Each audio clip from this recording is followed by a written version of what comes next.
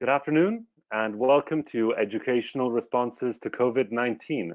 I am Marcello Newman, a program officer at Fondazione per la Scuola della Compagnia di San Paolo in Turin, and I will be moderating this webinar. Today, 69.3% of learners worldwide are not able to attend classes as a result of school closures made necessary in response to the COVID-19 pandemic. In Italy, schools have already been closed for more than 2 months. What started as a healthcare emergency is now also an economic emergency, a social emergency, and most importantly for our friends and speakers in today's webinar, an educational emergency. Things in Italy have been very busy, with schools attempting an unprecedented countrywide rollout of digital technologies for remote learning, which had never been adopted at such scale. These technologies allow for a partial mitigation of the effects of school closures, but they also shed a light on what is missing once education no longer takes place in a tangible community represented by a school building. At Fondazione per la Scuola della Compagnia di San Paolo, the education branch of one of the largest charities in Europe, we have spent the last 3 years delivering a citywide project on digital pedagogy and educational innovation. Building on this work, we have spent the last months supporting teachers, head teachers, and learners in the difficult transition to remote learning. Today, we feel the need to take a slight step back from our daily urgencies and save time to discuss and reflect with our peers around the world, to learn from each other, and to better understand the challenges which lie ahead. To this end, we decided to organize this webinar, featuring friends and partners from international organizations and large third sector organizations who share our concerns and who we have so much to learn from. We asked them to tell us about their organization's current and future response to the crisis, and we sent them a set of questions, which we have been asking ourselves in the past months, and whose answers will, without a doubt, shape our work moving forward. The first question is, how can we find out more about the extent to which school closures are affecting disadvantaged students? We're certain that closures are disproportionately affecting disadvantaged students, but we believe it will be necessary to find out more about the extent and ways in which it is happening for us to intervene more effectively afterwards. The second question is, how can we direct our efforts now towards actions which will maintain their relevance and value once schools are open again? For example, we know that investing in devices and connectivity for schools who lack an internet connection and students who lack an internet connection at home is essential to keep them engaged today, but how can we make the most of this investment once learning is no longer remote? The third question may be the hardest to address. We believe that the actions we undertake today will mitigate the negative impacts of COVID-19 on educational outcomes, but not avoid them entirely. What can we do starting from now to make sure that whoever has lost progress because of school closures can get back on track once schools are open again? These are tough questions, and we only have 2 hours to try and address them. Before we start, let me just say a couple of words about the platform we're using. So, look out for the button with a question mark in it on your right.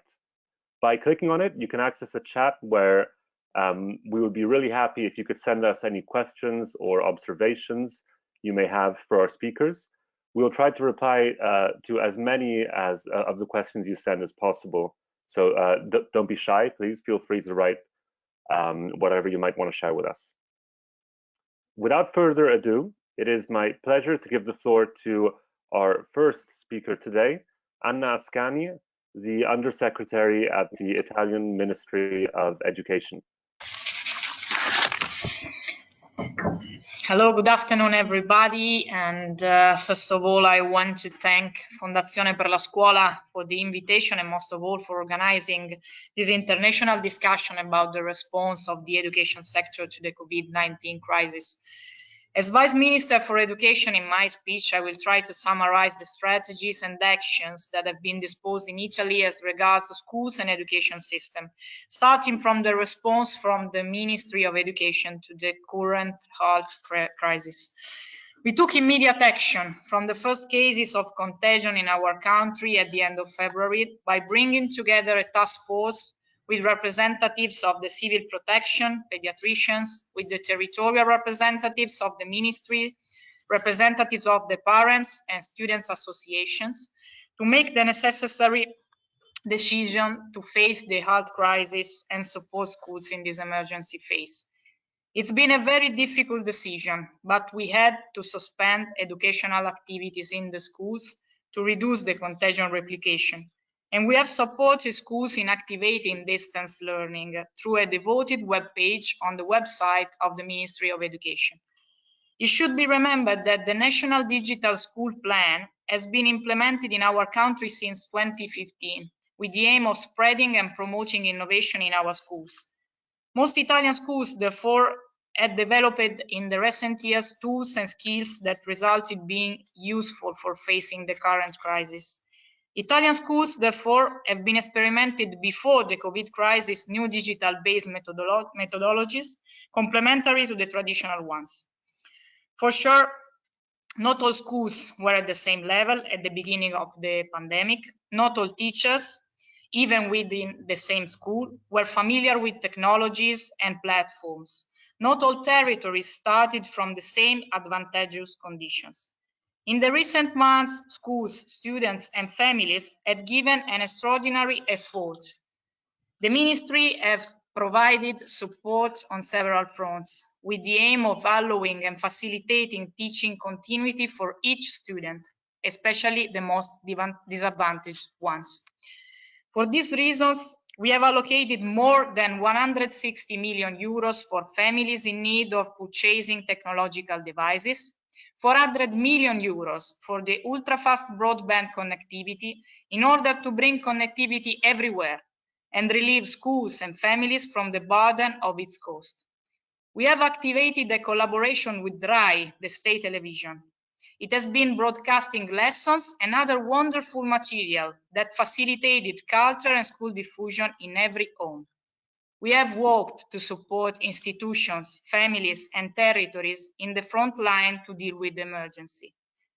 Currently, our intervention strategy to support the school sector is continuing. We should admit with pride towards the school community that the distance learning that we have experienced in these months of suspension of activities has actually proved to be a deductive of closeness. It has filled a void in a moment so difficult that we never thought we would have to face. We have to thank the school communities that have faced an unprecedented situation with commitment and dedication, giving each student the opportunity to keep in contact with the normal life and guaranteeing the right to being educated.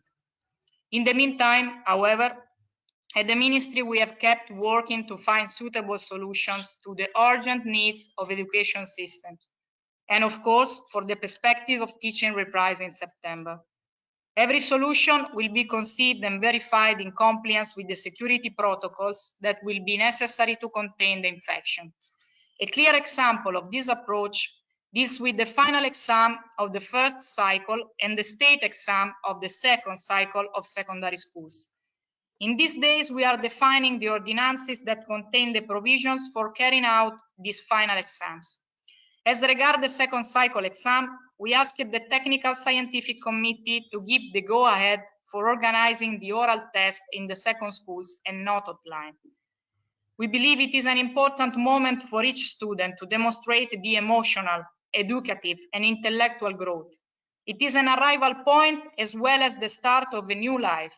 It is part of the symbolic rites of passage to the adulthood.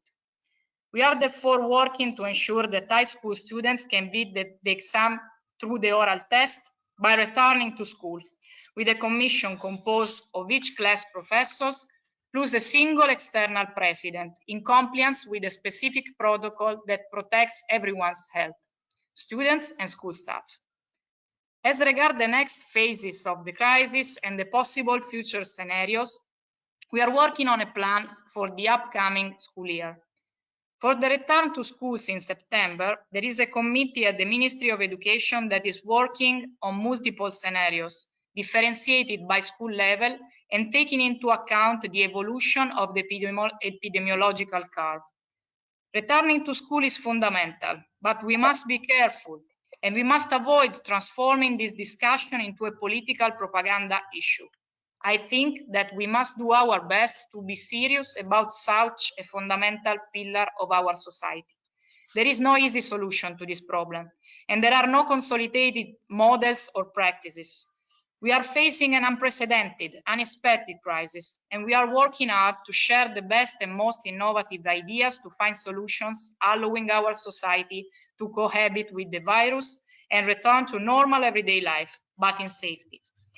As regards the return to schools, the committee has been exploring 3 different scenarios according to the trend of the epidemic. In primary school, the goal is returning to school, of course, reducing class groups, for example, through a diversification of activities. One part of the students in the classroom, another engaged in alternative activities such as music, art, sport, digital creativity, and workshops. In other words, as an important lever is the expansion of the education offer. It is therefore no coincidence if in these days, with the Minister of Economy and Finance, Roberto Gualtieri, we have worked to obtain a result that I consider very important. Increasing the number of teacher stabilization with 6,000 more positions is very important for the next year. Our institutes will need additional professional resources, and we are working in this direction. And always following this principle, we are unlocking resources for buildings construction and maintenance, even for light construction, in order to have safe schools and spaces that are adequate to the new rules that social distancing imposes. As regards the secondary school in particular, there is no doubt that the more a student is grown up, and the easier is her autonomous organization. Therefore, it is not excluded that, depending on the student age, part of the activity will be done at school, while at the same time maintaining part of the teaching with distance learning. It is fundamental to have the necessary care of students with disabilities. In this phase, they have been suffering the most from the lockdown, and distance learning is not sufficient, especially when dealing with some kinds of disabilities. The families of these children have therefore suffered particularly because of the impossibility of relying on the physical presence of assistants and educators. Our school is an excellence in terms of inclusion, and we must guarantee to these students the opportunity of returning to school and being educated appropriately. Finally, the youngest students have been probably less than the others capable of enjoying the opportunities of distance learning. We are convinced they must return to sociality as soon as possible, always with the utmost respect for the security protocols, of course. This is the reason why we are defining with the Ministry of the Family, the Ministry of Labor, with local authorities and the third sector, a plan for children, to give children the opportunity, starting from June, to return together in small groups, and above all in open spaces, under the guidance of specialized personnel. We are awaiting the opinion of the Technical Scientific Committee, but the objective is to start as soon as possible. It is also evident that the school closing has had a negative impact, especially on the most disadvantaged students. It is for this reason that we have been monitoring the diffusion level of distance learning, and we are planning to analyze the situation with the students during the summer through online meetings or in presence if possible. We plan to guarantee recovery activities where necessary from the first days of September, before the ordinary start of the school year. To make sure that students can recover from the difficulties accumulated during the lockdown, once the school have reopened, we will set up instruments to reduce the present and incoming education inequalities. For example, since the beginning of this year, we have appointed a plan that goes in this direction, intended for schools in 5 Italian regions, which, also on the basis of the standardized national surveys conducted by Invalsi, resulted in higher learning criticalities that in turn exacerbated education inequalities. It is an ambitious project based on the collaboration with territories, associations, and families. And this must be the point of view for our future interventions. I do not exclude the possibility of a widespread investigation for measuring the impact that the emergency has had on our students and on the school. It can be a survey intended not only to register the disadvantaged status, if they arise, but also to highlight the new and complementary skills that students may have developed in this phase. In general, the challenge is trying to transform this crisis into an opportunity. All the actions we are organizing will have relevance and value in the post-emergency. Schools are discovering, or are having confirmation in some cases, extremely valuable internal resources they own. I have been talking before about the National Digital School Plan. This crisis has actually accelerated the diffusion of innovation in our schools. If before the COVID crisis, excellent digital skills were a peculiarity of a fraction of the teachers, now practically every teacher in the Italian school has had to deal with platforms and technological devices. Therefore, we must invest more in training of students and school staff, so that these skills won't be forgotten and will be complementary in the post-epidemic Italian school system. A similar argument holds as regards school buildings. In these months of teaching activity suspension at school, we have simplified the procedures to immediately obtain the funds allocated to local authorities and immediately start constructions and works. This means that in September, students will find safe schools and adequate spaces for the social distancing imposed by the pandemic. All this patrimony must remain and will remain. The school has been held hostage for too long by bureaucratic delays and outdated approaches and schemes. Now we have the proof that things can change, that we can bring innovation in schools and we can fasten building constructions and maintenances. This crisis can represent an opportunity if we put things in perspective and observe the education system's strength and critical points. But the most important lesson that we hope we can bring in heredity to the post-COVID world is the centrality of school and education in our society. We must abandon the traditional schemes, embrace innovation, and invest in school. Thank you. I have to apologize because I will leave earlier than it was decided together, because I have another call in order to decide what to vote in the next law that is being examined by the 7th committee in the Senate. So I'm really sorry, but I have to leave. But thank you. Thank you so much, Undersecretary, for having been with us. Do you happen to have time for a very quick question? Yes, if it's really quick, yes. I have, okay, I think, okay. 5-10 minutes. We can do a super quick one. So there's a question from home, from someone who's following us, which is the ministry worried about potential future lockdowns, by the idea that we could return into lockdown in the future, and if there are any plans as to what will happen if that's the case? Yes, it is one of the scenarios that our commission is examining. Of course, we are worried, but I think we will be more prepared than in the past. Now we have invested a lot on bringing connectivity everywhere, on giving students devices that they didn't have before. And of course, we are investing more in helping teachers to deal with new technologies and platforms. So I hope we will not have to face another lockdown, and look into the tendency of the contagion. It is a strong hope.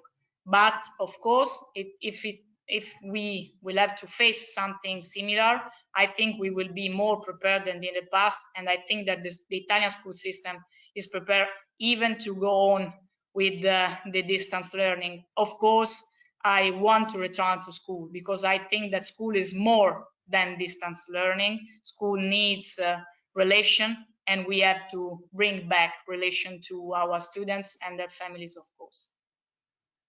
Thank you very much, Undersecretary Ascani. We hope to see you soon.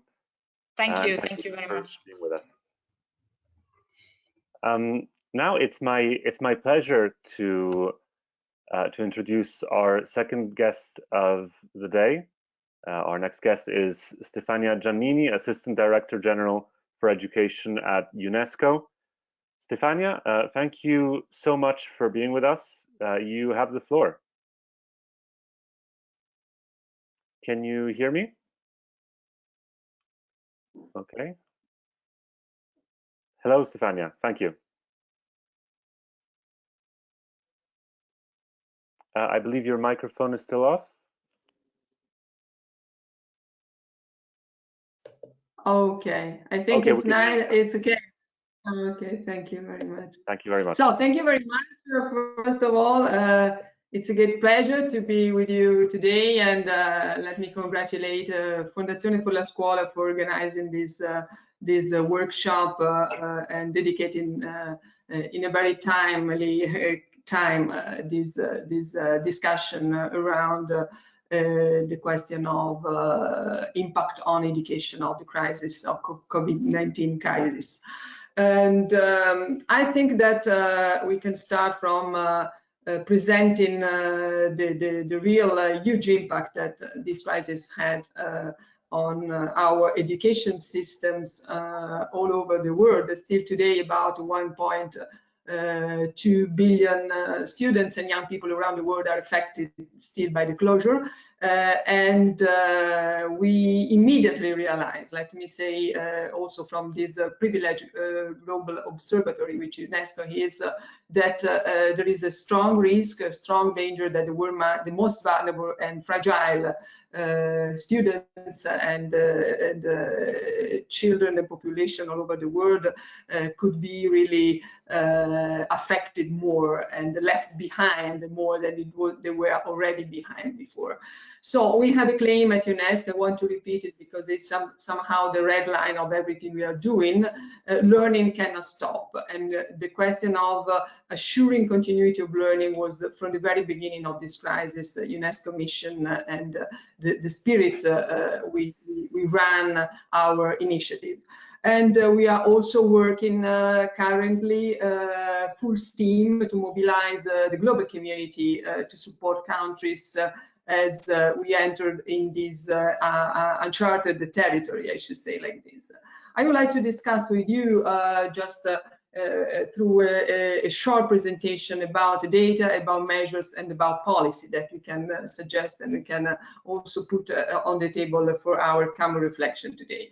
So from the very beginning, most countries decided, as Italy, the Secretary of State Ascani just mentioned, to shut down their education systems. And since February this year, school closure in 190 countries have caused 100.5 billion students, more or less, being without the classroom, the traditional classroom. And the situation is dramatically exacerbating inequalities in access to educational opportunity, multiple ways that we can show, try to shortly present. Data clearly shows that despite government efforts worldwide to provide alternative remote learning, at least 500 million children and youth are currently excluded from education, not having access to e-learning.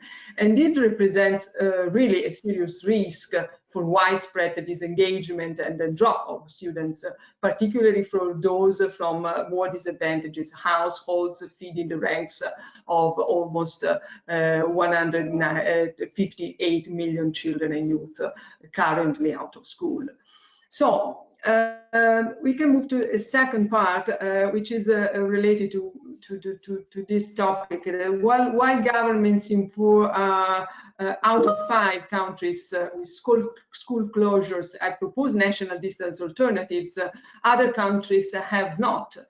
For different reasons. For maybe they don't have connectivity enough, they cannot move overnight from the traditional classroom to the virtual ones. And according to our UNESCO data, the closures of physical schools amount to a temporary suspension of public supervision education for some 45 million students in 38 countries. And this data obliged to reflect immediately, even when national distance learning alternatives are being deployed, as most governments have done currently, there are still significant challenges of access. Over 60% of these national distance learning alternatives rely exclusively on online platforms, and yet as many as 465 million, you can see in this slide, children and youth, or almost 47% from primary and secondary students being targeted exclusively by national online learning platforms, don't have access to. Please. Where is the mute? To the internet at home. So to summarize, distance learning is not just about connectivity and devices. This is a very clear message I would like to underline. It's about students' capacity to learn more autonomously. It's about the capacity of parents to support them, and it's about teachers' ability to play their role virtually and to have the same kind of function that usually teachers must have in the concrete physical classroom.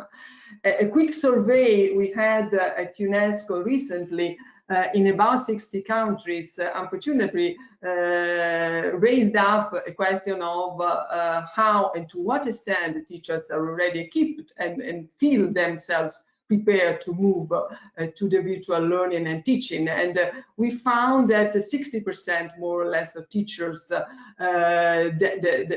definitely declared not to feel ready to go. And this is an important dimension that we have to consider, of course, in order to build a system of solidarity, collaboration, a new kind of alliances more than ever before in this context. So UNESCO's action and support was the first in terms of global partnership and new kind of alliances around education and international architecture was the main purpose of our reaction to the crisis. And it's about strengthening multilateralism. It's about putting together around the table from the private sector to the international organization and civil societies as well. And first, we are leading the global dialogue to facilitate peer learning, provide guidance, and also, let me say like this, moving an international organization in a sort of startup mood, which is not an easy task, of course, it's a bit a challenge, but I can say it's working, just considering the impressive numbers of partners that are now within this global coalition. And the second point was about providing customized support and expertise in response to countries' needs and requests, because we can imagine that the governments and education communities were not so ready to go immediately in a so impressive and unprecedented situation to be built overnight. Third point is about the response that we are trying to build, generating knowledge. Generating knowledge means new data, big data, in order to be sure that this crisis can prepare better equip educational systems for the future, and analyzing this data and also building on science evidence ground policy responses that cannot be the same that we had in the recent past as well. So we can move to see the scale of these challenges that calls for thinking and acting differently. I think that more than ever, the education community worldwide has the need and also feels the need to move in a different way. And this led UNESCO, as I mentioned before, to launch the global coalition for response to COVID-19 impact on education. And now we have more than 90 multilateral public and private partners. And we are privileging some specific topics that we think can really become the critical topics in a global perspective, for sure. Gender first, because the girls are most at risk of being left behind after the crisis, within the crisis, and gender dimension and gender lens for us is absolutely a necessary priority. Also looking at the development of quality inclusive education for all after this crisis. Teachers, simply because the teachers are at the very core of the process, and it's quite important to give teachers, starting from this experience, the right skills and the opportunity to rethink a bit the role in the classroom, and connectivity, of course, connectivity in the broader sense and meaning of this word. That means infrastructures and e-learning platform. That means as a premise to have access to internet, of course, and it's a question also of rethinking the e-learning system and not focusing on also as maybe we did in the past in some special kind of experiences, not covering all the process of moving to virtual mood of learning and teaching. Now, what's happening in these current times and these current days? It's a really a new discussion and debate all around the world. I think that Italy is in the same context, of course, and the debate is about when reopening, if reopening, and how reopening schools. And this is, we know, a highly sensitive political issue in every country. That's why in this global coalition we thought that our international organizations could really provide some kind of guidelines to governments and communities all around the world to see where are the challenges, which are the barriers, and which are also the solutions can get put in practice. Of course, deciding when and deciding whether schools must be reopened is a political decision that governments must take. So UNESCO, World Bank, UNICEF, and WFP recently released a framework for school reopenings. You can find in this framework, which you can, it's available on the website, guidelines and principles, and also the big challenges that governments are currently addressing. And the first is timing, of course. When can school reopen? The priority for us, I want to be very clear, is to safeguard the health and well-being of students and the community. But the longer schools stay closed, this is another very important point, the higher the risk of learning loss for the most disadvantaged students. This is for sure a point we cannot neglect. Second point is about conditions that need to be put in practice for schools to reopen, including health, hygiene measures, all the protocols that countries are already implementing, and availability of teachers, of course, that must be absolutely on the same side of governments. Third is the process. The process is about the how. Once decided to be ready to reopen, how will learning be organized? There is a learning recovery process involved here. We can not go in detail in this conference, but I think we can mention some points which are the most relevant ones, from assessing how much students have learned during school closures and ensuring their socio-emotional well-being, to special measures to address disparities by running remedial and some kind of accelerated courses or adjusting the school calendar, which is another opportunity and possibility the government has. Then school reopening after such a global crisis are not simply return to normal. We say many times, not as only speaking about education, getting back to the real life after this strong and very heavy quarantine will be going to a new normal. And what does it mean for education? I think that we must do things differently. We must do things better, of course. And we must encourage the testing of new pedagogies and learning models and support teachers all along the way. In other words, let me say that, when there is a big crisis, there is also the light side of the coin, which is a big opportunity to capitalize on the innovations, to capitalize on lessons being already learned. And I think that it's not simply a question of technology, that it's of course more than ever an important component of the process, but it's really about making education systems more inclusive, better, better prepared to face and overcome possible crises in the future.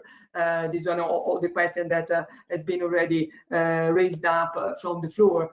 And let me conclude just saying that this crisis has given us a very, very far more complex picture of the weaknesses we have in education as well as in many other sectors.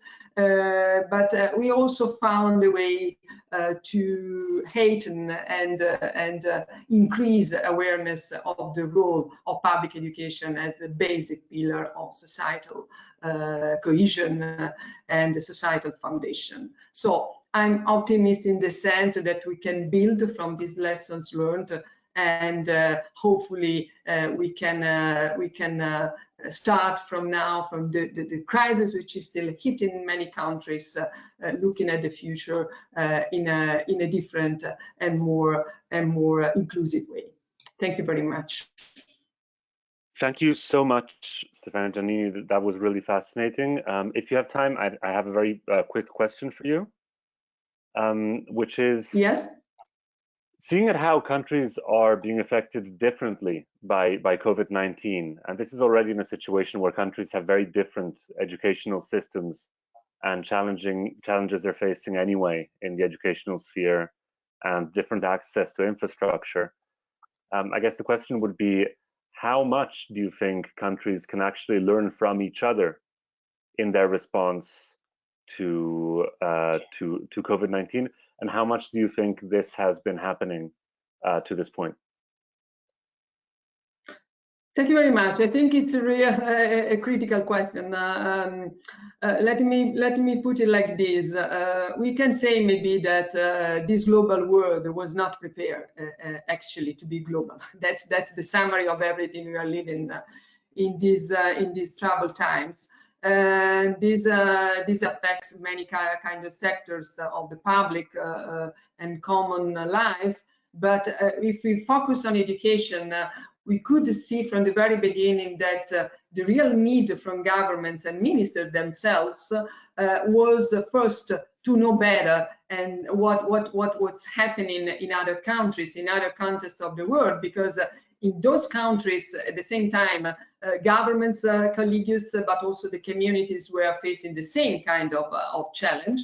And it's not so common, came from the north to the south, from the east to the west, there is the same problem to be addressed. So absolutely critical to give them the room, the opportunity to know from each other and to share information, best practices, but also to share obstacles and barriers to be addressed.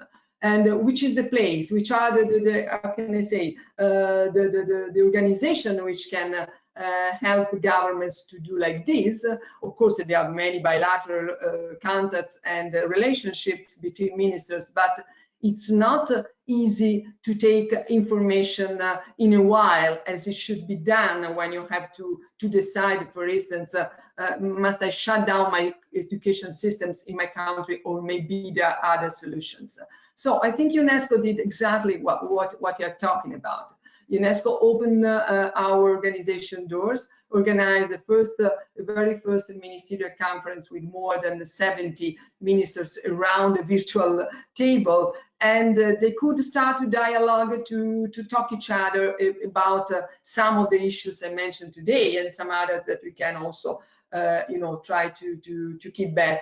So I'm sure that the role of multilateralism can be also better understood from the communities and civil society, which is supporting very much us in this effort.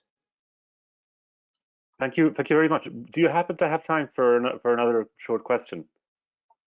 Yes, sure. With Fantastic. pleasure.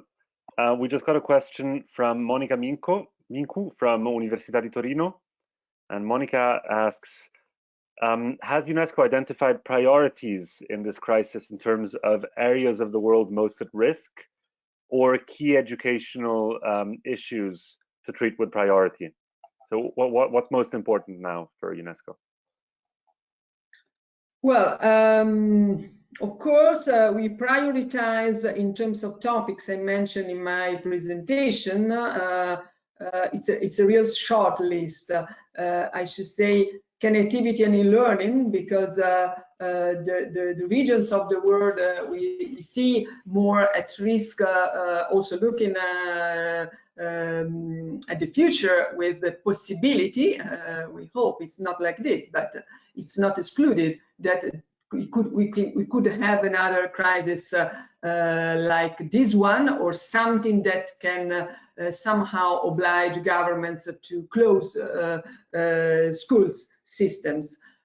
So connectivity is the premise of everything, and that's why we are also negotiating with the main providers of connectivity around the world, zero rate condition, and we already got some good results about that in some specific regions of the world. Just to mention some data I have in my mind, there are some countries which are doing a big effort to address the crisis, like Senegal, where unfortunately the access to internet from home is about 25%. And so you can imagine that it's not simply learning the solution that can be put in practice. That's why the second part of your question is about how we can address the more risky regions of the world, is about integrated approach and mixed solution that countries already from the very beginning started to build, to create.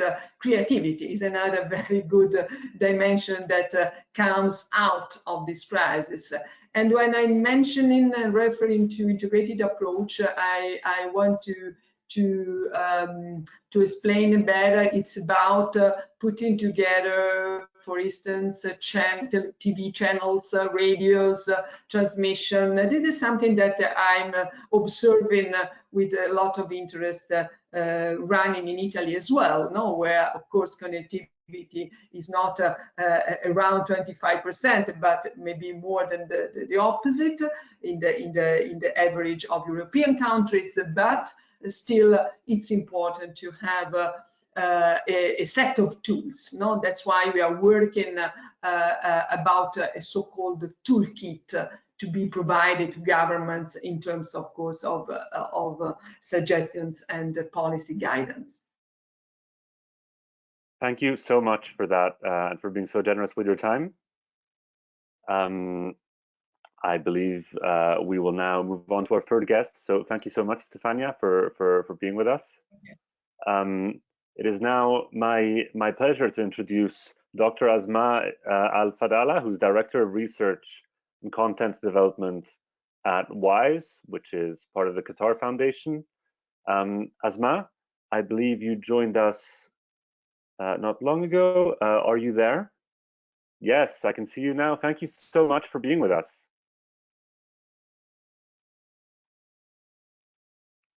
Can you hear me now? Yes, I can hear you now. Fantastic. Great. Thank you. You have the floor. Thank you so much.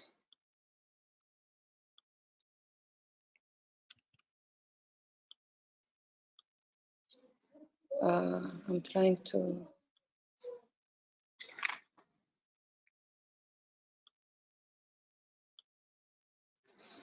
Well, hello everyone. Thank you so much for inviting me. It's an honor to be part of this panel and to be in the company of such an amazing lineup of speakers. My name is Asmaa Al-Fadala and I'm the Director of Research at WISE, which is an initiative of Qatar Foundation. WISE was founded in 2009 and we actually just celebrated our 10th anniversary this past year. And our work is dedicated to building the future of education. Since inspection, WISE has evolved into a thriving global multi-sectoral community by focusing on 3 pillars: research, programs, and advocacy. Our global community is a network of education stakeholders and experts, from students to policymakers and decision makers from around about 200 countries. And our course mission is to share ideas and collaborate and seek creative solutions to solve tough education challenges, which feels particularly timely in the context of the current crisis. With this crisis, I feel that in many ways, the work we are currently doing has become ever more meaningful. As you all know, and many of you have already said, the current situation, and to quote the UN, is unparalleled situation. Across the world, over 1 billion students are out of school. And 3 months into the crisis, many, including myself, are still wondering if schools will reopen in September. And if they do, what will they look like? Education officials at all levels, in addition to parents and caregivers, have and are attempting to keep students engaged and learning at home through a variety of ways. And while this situation has been alarming at best, we have, like never before, also seen new channels of innovations and creativity accelerate at unprecedented levels within the field. Within this context and the rapidly changing and uncertain environment, my team and I at WISE felt a strong need and responsibility to our community to act fast. And while we are not on the ground practitioners, we are an organization that is known for being a platform for innovation, for ideas and knowledge exchange and sharing. And we felt strongly that it was our duty to ramp out our efforts, particularly in the digital sphere, and to support our community of educators and policymakers to facilitate meaningful discussion about the impact of COVID-19 on education now and in the future. So our first action was to hold a digital convening within the first month of the crisis with our partner at Salzburg Global Seminar.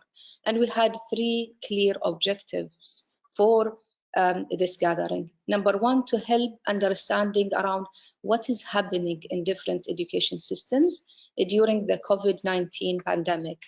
Number 2, to provide an opportunity for the exchange of ideas and practice around different education systems in terms of what is working as short-term and mid-term responses to this disruption. And number 3, to help stimulate global conversations like the one we are participating today about how education can be part of the Build Back Better narrative and what might change within education systems when the new normal emerges post-COVID-19. And to be honest, when we sent the invitation for speakers and for the community to participate, we received an unprecedented response and quickly realized that people, including practitioners, researchers, policymakers, were seeking ways of not only exchanging ideas and information about the rapid responses, but also looking for sense-making resources to help document, analyze these responses, and to have a narrative at all levels, including schools and institutions, and to figure out what has worked, what has not worked, and what still needs to be reimagined so we can adjust our responses now prepare our systems for the next crisis, and build back better for the future. With this in mind, we took 2 additional steps. So the idea was to organize the first meeting, but we felt we need to do more. We turned what was going to be one convening into a series of convenings so we could continue to facilitate the discussion within our community as the crisis advanced and changed. And the next one will be in June. We also committed ourselves to documenting the amazing content and rich information from each session, and we are now putting together an ebook to share the narrative of this crisis and to share the many points that came from the discussion and the first event. It was actually one of our UN panelists who commented that she had wished that after each global crisis, they could put together a manual for rapid education response and innovations. These things exist in other sectors such as health, but not yet in education. So it's our hope that we can contribute to building that as a reference point for the future and as a sense-making resource for everyone. So that's the work that my team and I currently doing at WISE from a programming perspective. But at the core, I'm also an educator and a researcher. And reflecting on this crisis from that perspective, which also thematically underpins the current work we are doing at WISE, I want to share 3 key messages which my team and I currently thinking about. Number 1, role of teachers and school leaders during and after the crisis. We heard this theme coming in the previous discussion, and I'm sure the rest of the speakers will bring this subject again, the role of teachers and school leaders. I want to emphasize the importance of school leadership, which is my areas of research, and in particular, how the role of school leadership will emerge from this reconfigured learning space after the crisis. Last year, we published a report co-authored with James Spillane from Northwestern University in the US on multi-level distributed leadership, which seems incredibly relevant now. In this current environment, it seems to me that we have gone a step or 2 further than the classic distributed model. Overnight, the school leadership hierarchy has been flattened in a way that we have never seen before, going beyond what we in the field have referred to a distributed leadership. And the idea here is not to add another adjectives for school leadership, but we have seen students, parents, teachers, and school leaders are working side by side in this crisis and leading the learning in schools. When we come out the other end of this crisis, what characteristics underpin successful leadership in this crisis, and can we translate that into a blueprint to redesign our educator development programs to prepare teachers and school leaders for the realities of 21st century schooling that we have been talking about it for a long time? In what directions should school leaders be navigating their systems to become more resilient and future ready in the face of uncertain future? How to lead in such uncertainty. Number 2, role of students. The idea of learner agency has been a huge theme and takeaway from this current crisis. This is what I call learning to learn, teaching students and all parts of our education ecosystem to be lifelong learners and to lead their learning. The last message is the role of education systems. What do we value most in education? In the most challenging environments, innovation emerge in dynamic ways. What does this look like for teachers, school leaders, students, and parents separately as groups and collectively as communities? And as we discuss it today in this event, has this crisis finally giving us an opportunity to rethink about what we value most in education? To conclude, we need to take a system approach and build on and adapt to what is there already. We should identify opportunities to build back better and align our thinking for the long term. And as a researcher, I do value data. We also need to document, reflect, and adjust our own learning to build better, more resilient, future-ready systems. Finally, I want to end with this quote: never let a crisis go to waste. There is so much we can take from this experience and learn to improve our systems for today and for the future on individual level and on organization and institutional level. We are all in this together. We need to respond on a space of collaboration and deeper learning. Thank you for inviting me. Thank you so much. That was really fascinating. So many ideas. I really like this idea of distributed school leadership. Kind of brings me back to what we heard from Stefania Giannini, but also from Ascani about also radio and TV becoming educational channels and outputs, and the role of parents and the role of teachers changing, etc. Also this idea for the manual for educators in future crises. As much as we would like this crisis to be the last, the truth of world history is that it's never the last. So we greatly appreciate the work you're doing on that and would love to participate. I just have one very quick question for you. I'm sorry, we're going to have to kind of speed through this because we have so many speakers in our lineup today. It seemed to me that both you and Under Secretary Ascani were talking about this idea of the kind of new normal. So the idea that this crisis creates a before and an after, and we can see it as an opportunity that we shouldn't let go to waste, and that we can use to create a new normal which is better. I'd just like you to clarify what that new normal would look like and who it's going to be better for.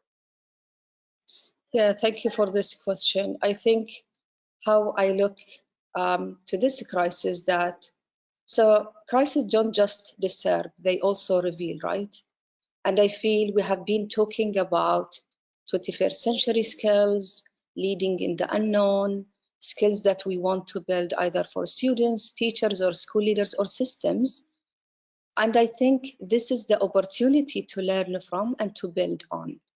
I feel that this pandemic kicked down the door and created shifts to see and envision this innovation. And I think we should take this as an opportunity to build that new normal. Of course, the situation after this crisis won't be like before. The role of students will change, the role of parents and even teachers and school leaders. And I want to emphasize on empowering leaders and school and teachers to lead such a crisis, because we have been talking about this and we published around this, but this crisis showed that it's possible and it's the best way to move forward. Thank you. Thank you so much for being with us. I hope we meet again soon once it's possible to travel again. Thank you. Thank you. So moving on, I'm very happy to introduce our next guest, who is Lorenzo Benussi, Chief Innovation Officer here at Fondazione per la Scuola della Compagnia di San Paolo, and head of the Riconnessioni project. Lorenzo, are you there? Yes, you are. Yes, yes, I am. Thank you, Marcello. Thank you very much. Okay, thank you. It's difficult to start talking about our experience after this incredible speaker we had before, and it was extremely interesting to listen to them. And I try to tell what is our experience and how we reacted here in Italy, in Turin, to the crisis. Just a few words about the Riconnessioni project, and then I will try to explain what we've been busy doing this in this 10 weeks of lockdown. So Riconnessioni is one of the largest, most comprehensive action for educational innovation in Europe and probably beyond. It's a model developed by Fondazione Compagnia di Paolo, that is one of the biggest charity in Europe, and it's delivered in Turin and its metropolitan area by Fondazione per la Scuola, and founded and delivered in the province of Cuneo in the northwest of Italy by Fondazione Cassa di Risparmio di Cuneo. Its main characteristic is that Riconnessioni boosts fiber optic broadband penetration in school for 15%, that is the national average, to more than 90%. It involves more than 60% of teacher staff in a large professional development pathway that is the core of the project. It attracts and multiplies the resource for innovation in the ecosystem by working with the public and private sector. And it promotes, that is probably more important, a new model for digital pedagogy that is based on the combination of creativity and creative learning, innovation, and a strong focus on inclusion. The numbers of Riconnessioni are quite big. We work with all primary and low secondary schools in the northwest of Italy, in the Turin metropolitan area and in the province of Cuneo. That is 400 schools and almost 100,000 students. We trained almost 800 trained teachers, and we involved so many students in the evaluation process also of the project. The overall investment of Compagnia di Paolo is 10 million. That has been multiplied by the public investments from the Ministry of Education and over other private public institutions, but also other private corporations joined the project. The infrastructure is provided by Open Fiber company, that is a telecommunication company in Italy, and the professional development has been designed with the Ministry of Education at national and regional level. The two main objective of Riconnessioni, the general aim is to remove physical and cultural barriers that prevent school from innovating, and it works on two levels. The first one is regarding innovation of space and time of teaching and learning, that it's basically this large teacher training program that we have. And the second is develops a new model for internet connectivity for school, allowing them to deliver personalized and interactive learning. These two main focus of the project has been dramatically important in this crisis. So just a few words about the crisis in Italy. As today, May 14, schools have been closed for 5 weeks. All around the world, schools are closed, and as already the other speakers explained better than me. And unfortunately, the virus has already claimed more than 30,000 lives in Italy. As we said from Vice Ministro Ascani, the Italian government has intervened by closing school, but all the same providing funds for the procurement of digital technology, particularly for the most vulnerable students, and requiring from the beginning asking teachers to continue teaching remotely. In these 10 weeks of school, the data we have is that 95% of schools have already launched remote learning programs, but they vary a lot from all homework sent by email to more sophisticated online learning pathway, and that it's a problem, of course. And still 15 to 20% of students are not participating in online courses, for different reasons: lack of internet connectivity for sure, but also lack of support from their families. And so the problem is not only about technology, but it's something more.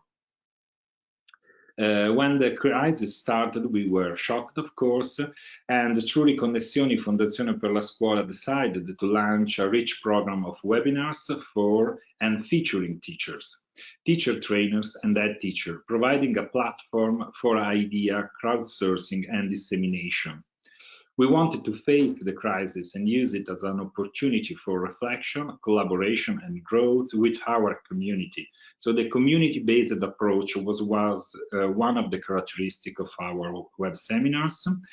because they are not only partly about learning and facing the crisis per se, but the main objective was to foster togetherness, collaboration within the educational community. In a word, to foster teacher agency and peers learning.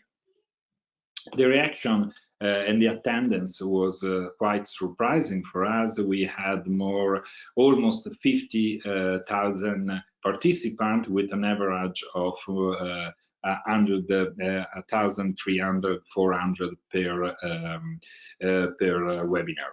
And we also collected more than 200 pieces of contents that now are becoming a library for students to learn new techniques and new methods for online learning. We get many experience from the schools, and we also learn some lessons. First of all, for ed teacher, and the first one is about communication. And as far as our work and our experience is concerned, we found important to put procedures in place both for formal and empathetic communication. So for family, instructional communication, but also empathetic in order to be close to kids that are not going to school. For pedagogy, don't improvise, adopt the necessary technology and focus on new pedagogy. For sure, for the next year that must change.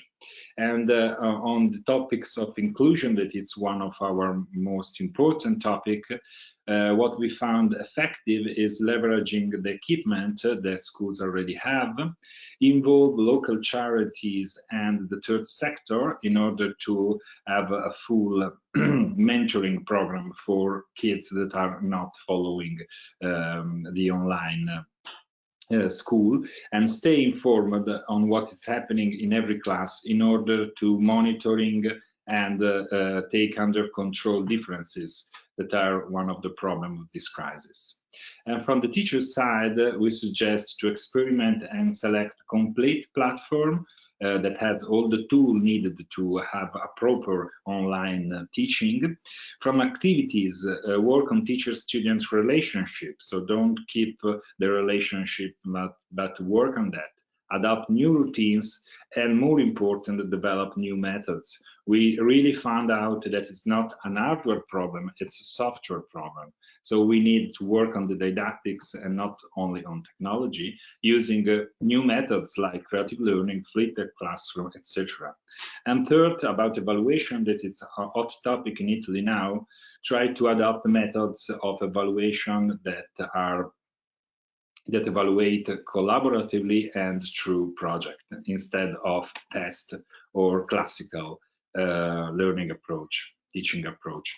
This is the last slide I have, and the collaboration with teachers and ed teachers is providing us with really valuable insight into which approach schools are finding helpful, but we are left with a series of known unknowns to reflect on the coming weeks. And these three questions are the three questions that that Marcello already mentioned at the beginning of the webinar. So the first one is about how we can measure the extent to which school closure are impacting disadvantaged students. The second one is how can we direct our effort through investment that maintain their relevance and value even when schools are open again. And the third one is what can we do to starting from now to make sure that students can get back on track once schools are opening again. And so our insights, our suggestion, our experience is that related to measurement and understanding the impact of lockdown, not everything that counts is countable. So we need to combine quantitative data that are very important, absolutely central, but are not so meaningful without a daily conversation, a real conversation with head teachers, students, and parents. So we strongly suggest to work with the third sectors in order to have a direct link with people with problems. The second one is about investment, and we strongly suggest to invest in infrastructure and competence and training, which go beyond the emergency mitigation. So not just focusing on the device we need now, but on the infrastructure that we need in the next 10, 20 years. And for example, fiber optic network and digital skill will maintain value once schools are reopened.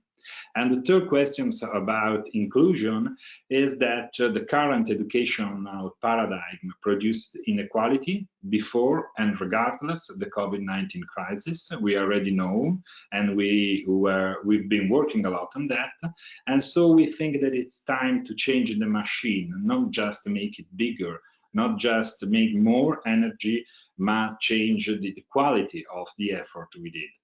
And what we learn in this long week of innovation forced innovation in teaching is that teachers must truly become designers of educational experience wherever they happen, at school or at home or whatever, for now and for the future.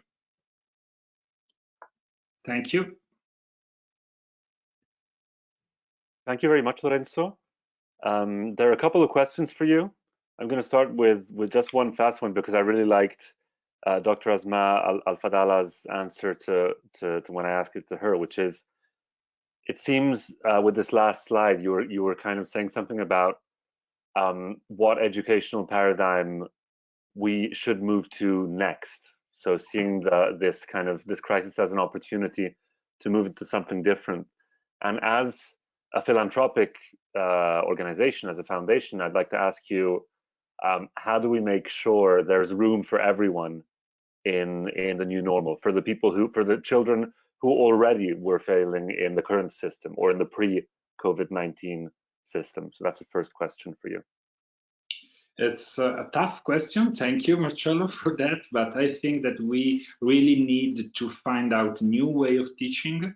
We already know, and we've been discussing for a lot of years, the problem of our classical and, so to say, industrial age style educational system, where everything is together, everybody is together, and everything is similar, equal to all students.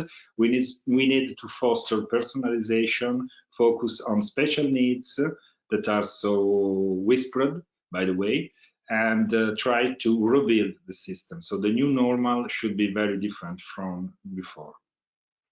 There's another question, which I find really interesting, which someone sent to us from home, which is, the question is, as Fondazione della Scuola, della Compagnia di San Paolo, have you ever developed initiatives with big Italian corporations, and if we can make examples? So I guess also the question is, it takes a village to raise a child, and I guess it takes more than one organization to work with an educational system. So I'd like to expand on the question they asked and ask you how is Fondazione per la Scuola working with both corporations and the state and regional authorities?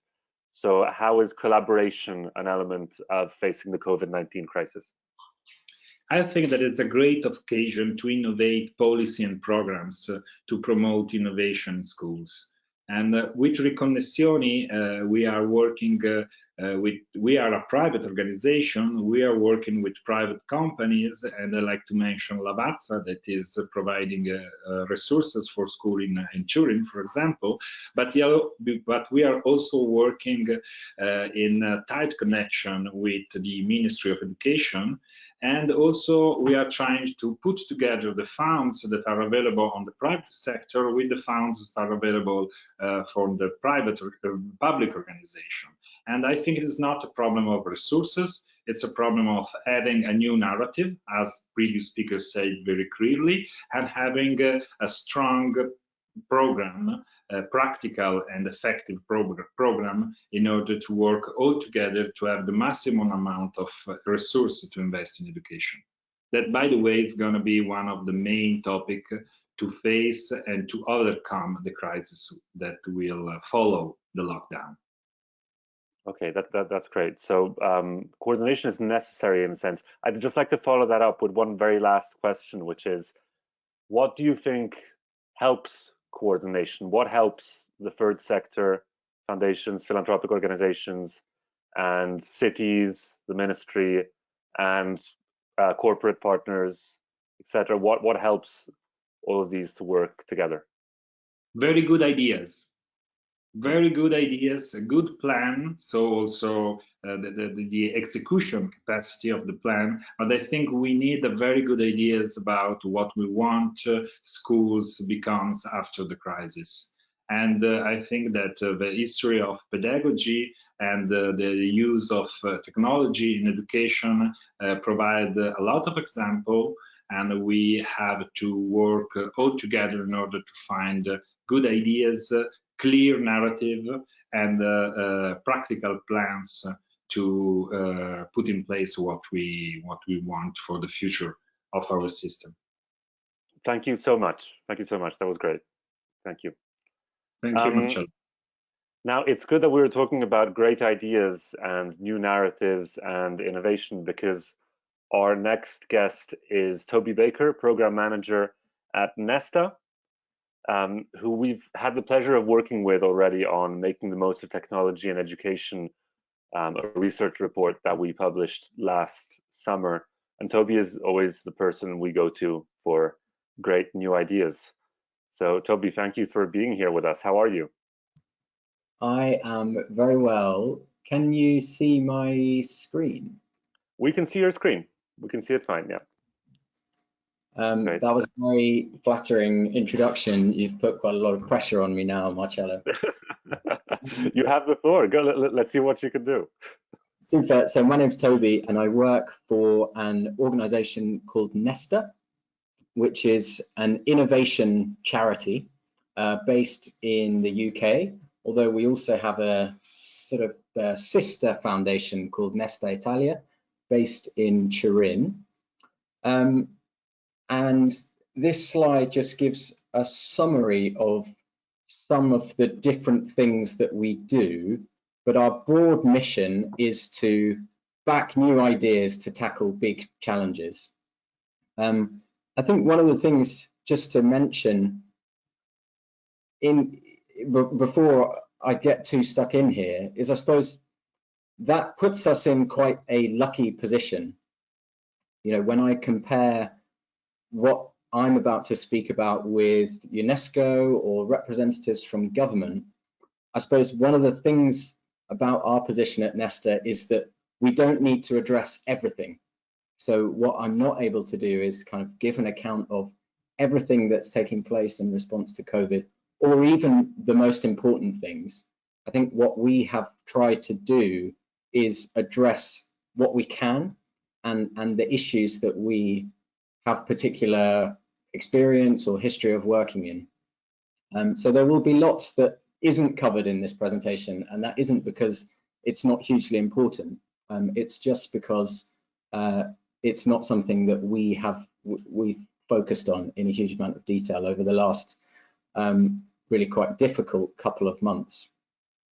But to give a flavour of what Nesta does, we combine an ability to carry out research, work with lots of organisations around the world, including Compagnia di San Paolo.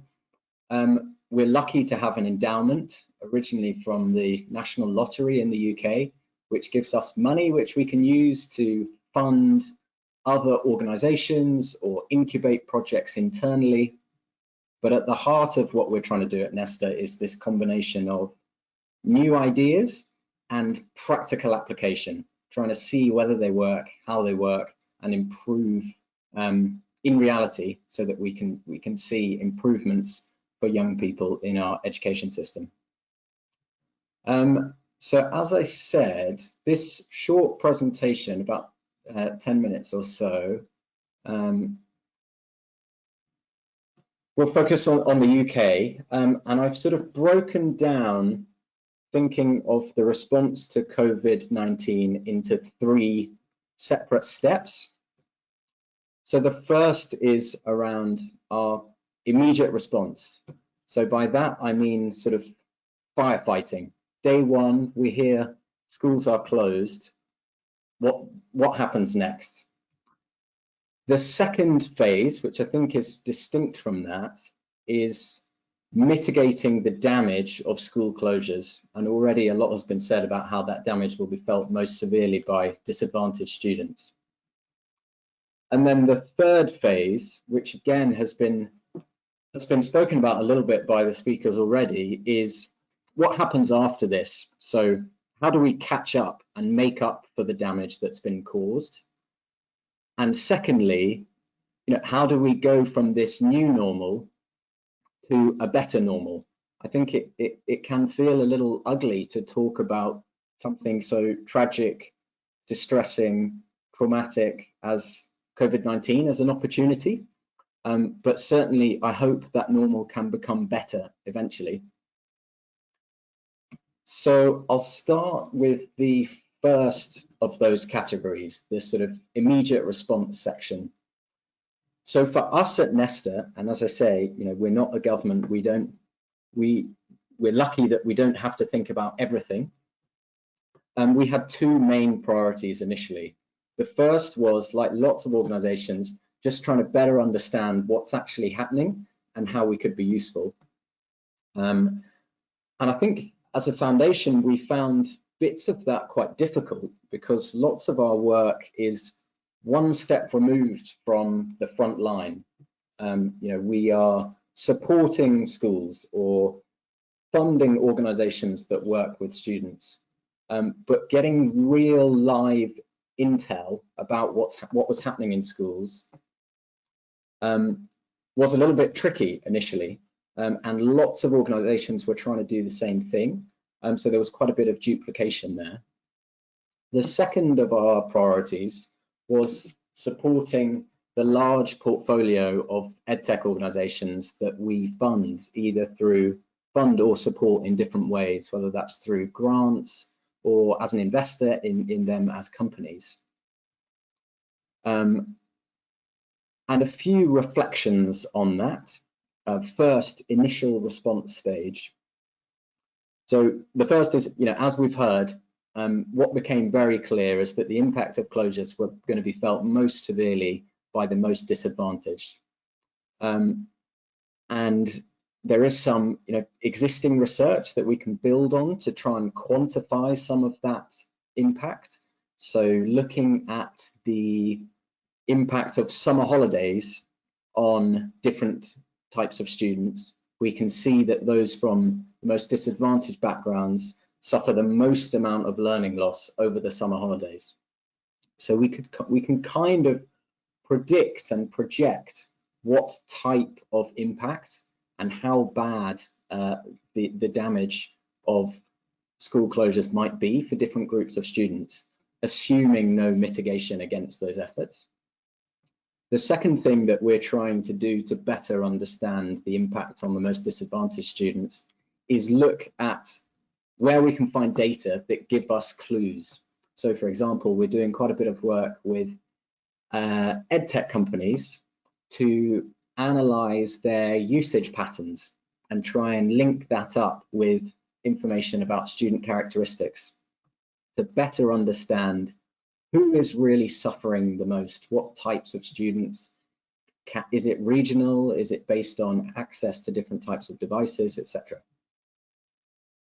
The second kind of key reflection from this first immediate response stage was that actually across the whole sector, people were finding this really tough, not just teachers and students, although they saw the bulk of it. Other organizations were really struggling too. The EdTech sector, for example, saw enormous spikes in demand for their products, kind of 500% increase on the week that schools closed. And that, in many cases, was coupled with lots of EdTech providers providing their tools for free at the same time. So they were really struggling to do things like pay for their server costs on time, or ensure that they could prioritize onboarding and training for new customers in the way that they wished that they could. And that was a key learning in those early initial response days. And we also looked at what information we could collect through surveys, through existing research, and a couple of things really stood out. So, you know, while lots of organizations were perhaps a little slow, in the UK, it took 3 weeks for the government to publish recommended resources for teachers to use, so recommended online resources. But while lots of organizations were slow, teachers were really quick. They were extremely creative, extremely resilient. But I thought it was really interesting that 42% of teachers said that professional development and training would be the most useful form of support that they could be given. That survey was a couple of weeks ago now, but I imagine that statement still holds. And of course, you know, that final bullet point, when we're thinking about disadvantage, access to technology is a huge issue that when we think about EdTech, we really need to get to grips with and try and better understand what that means on a granular level. You know, the difference between access to a smartphone versus a tablet versus a laptop versus just a quiet space in your family home to work in, etc. So that was the focus of our immediate response the first week or so. And then the second phase was focused more on mitigating the damage. So accepting that schools were closed and that these were really tough circumstances, what could we do to reduce the negative impact of COVID-19, particularly on those who are most disadvantaged and were feeling this most severely? So again, we had two main priorities. The first was to try and share information and good practice around what was being done. And the second was to provide targeted support for some really high potential interventions that we identified. And a few reflections on this that continue to be the case. The first is around the difficulty of knowing what works in a scenario which is so different to where we were just a few months ago. So to give an example, you know, we know that so much around how an EdTech platform, it might be a platform to help students learn about different maths problems. We know that so much about whether that's impactful depends on the initial teacher training, it depends on how regularly the tool is used, it depends on home learning environments, etc. All of these different factors, which previous evidence will have assumed under one context, which we're now finding to be very different. And there are a few things that we can take for granted when we're in the midst of a global pandemic. So when we've been trying to identify high potential interventions, that's been really quite tricky. You can see on the screen a logo for Third Space Learning. That's one example of an intervention we've been looking at. They are an online one-to-one tuition platform that Nesta is an investor in. So they pair up disadvantaged students through schools with remote tutors based in Sri Lanka who are trained in the curriculum and safeguarding, etc. But that's an example of an intervention where it was easier for us to translate to the new context compared with something that was typically very hands-on or involved lots of face-to-face interaction. A second reflection is just around the willingness and energy and enthusiasm among teachers to identify and share information. It was really staggering. Fantastic ideas coming from the front line, from within schools, and doing that so quickly at a time when lots of organizations were kind of struggling to know what to do exactly. But the flip side of that is that we've seen that it then requires quite a lot of curation, particularly around the context, to help make that advice useful. So to translate something that's a good idea in one school to advice that will help someone in another school to know, okay, that's going to be suitable for me if I do X, Y, Z, or no, that school's so different to me, it's not going to quite work for me. So I think that's a key area where there's room for improvement and activity, and we're very keen to contribute towards that. And then a third reflection is that we saw quite quickly that EdTech platforms were seeing a huge uptick in the number of people using their platform, in students carrying out activities, etc. But it was much harder to tell whether that surge in quantity of users also reflected a surge in the quality of learning taking place. To give one example of what that might look like, we saw on a platform called Hegarty Maths, which is a maths platform, teachers can set 2 or 3 exercises for a student to get on board with and take on, then provide some feedback, then set some new exercises.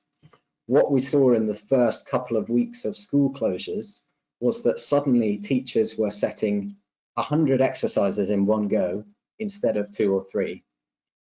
And we know that that isn't what leads to quality of learning on the platform. So one of the things that we've been doing is working with the behavioral insights team, who specialize in applying behavioral science to different contexts, to work with a small number of EdTech platforms that have seen big spikes in their usage, to try and add small nudges, behavioral insights, and small interventions on the platform to try and improve the quality of learning and quality of use alongside the quantity. And then the third area is really around what happens next. So we've seen schools are closed, and we're already in the UK hearing, tentative timelines about when and how schools may reopen in the future. So our priorities have been focused around 2 questions. So one is, what are high potential interventions that could support students who've been most negatively affected, and how can we deliver those over the next 12 months, 18 months, etc. And then the second question, which is a bigger question and that we've already touched on in this discussion already, which is, where has the disruption that we've seen, this really tragic consequences for students and teachers all around the world, families all around the world, it feels awful to talk about it as an opportunity, but where does that leave us with the obligation to try and bring about a better normal for those students who've been really badly affected by this crisis so far? And I think how we're seeing this in the early stages of this is that already what's happened is that there are a number of areas that historically have been really stubborn and difficult problems within our school system. Already, we've seen a huge amount of change and innovation.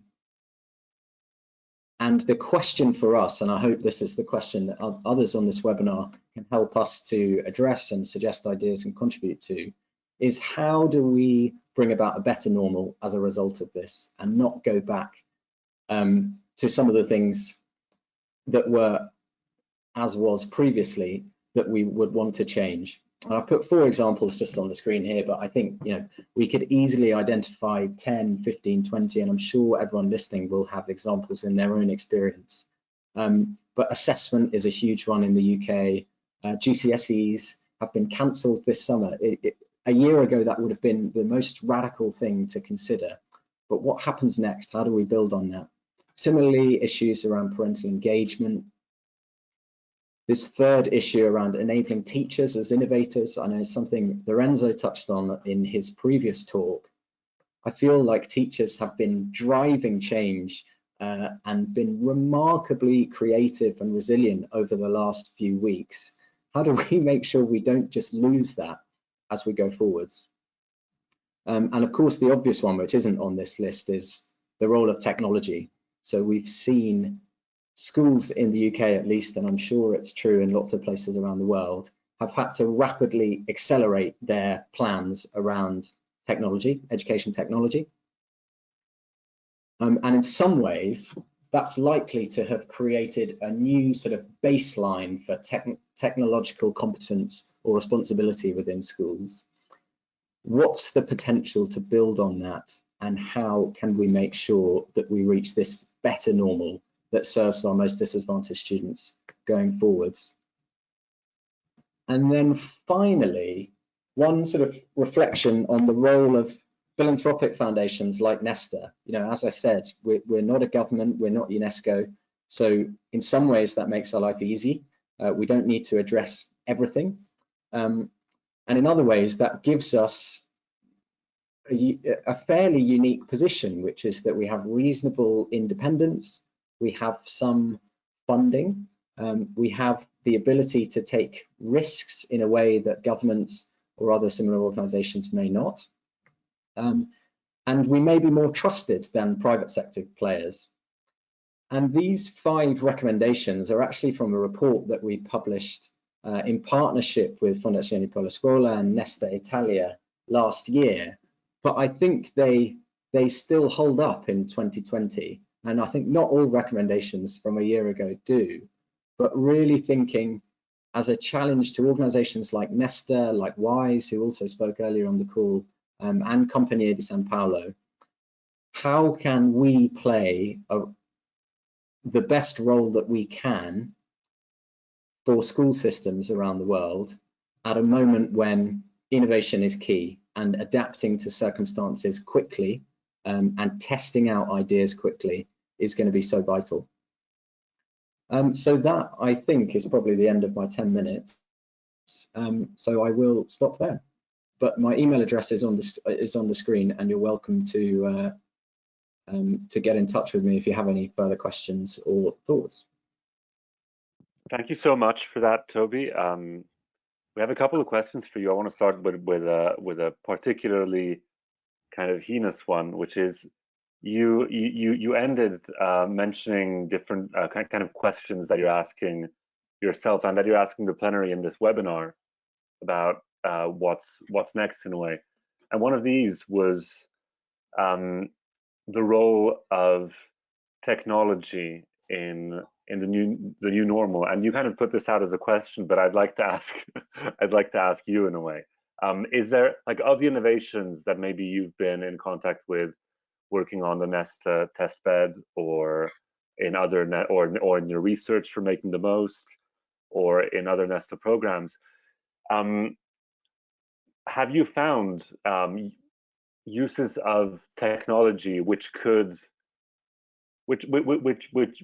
you could see potential for the new normal, and more specifically in kind of tackling the issue of getting kids back on track who have lost progress because of school closures? Yeah, I can give a few reflections, but I hope we will see lots of examples around the world that we can build on and learn from. One avenue that we are exploring at Nesta is online one-to-one tuition. So to what extent could we support tuition, one-to-one tuition, which is a model which in face-to-face terms has quite a lot of supporting evidence?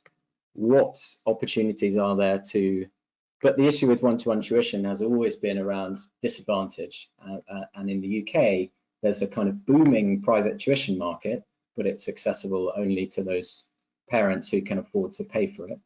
So what potential is there to subsidize or fund through a form of pupil premium for disadvantaged students online one-to-one tuition? So that's something, that's an example of a type of, quite a specific intervention that at the very least I think is probably worth exploring. I think other kind of technology approaches, we've seen there's a really wide range of ways that technology can support teaching and learning. I think there's two dangers that I'm quite conscious of, which hold me back from gushing too much about the potential for technology in this situation. The first is an obvious one around access. We know that there are a large proportion of students in the UK, but also around the world, who do not have access to high quality internet speed, don't have access to devices, etc. And that's the kind of, you know, starting point that is sort of required to do a number of these approaches.